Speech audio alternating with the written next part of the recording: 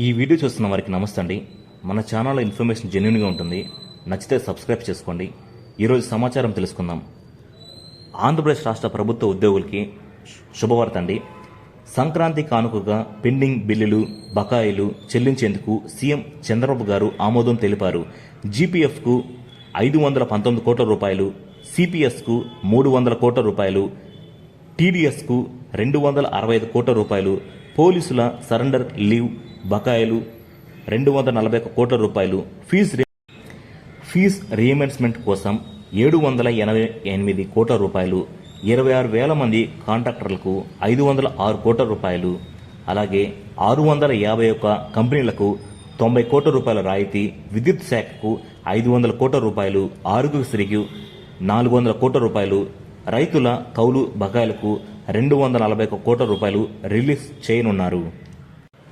అలాగే రాష్ట్ర ఆర్థిక శాఖపై సీఎం చంద్రబాబు గారు సమీక్ష చేపట్టారు.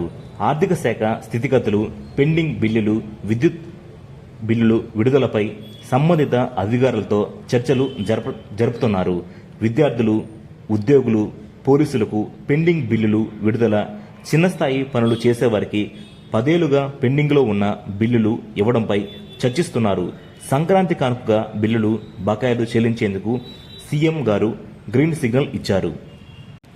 ఇప్పుడు మరో సమాచారం తెలుసుకుందాం.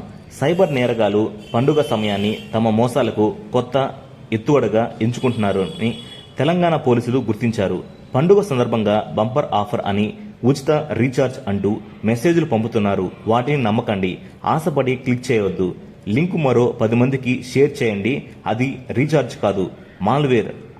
అత్యాశకు వెళ్లి సైబర్ మోసాలకు గురికావద్దు అని ఎక్స్లో పోలీసులు ప్రకటన చేశారు. మన ఛానల్ను సబ్స్క్రైబ్ చేసుకోండి. Thank you.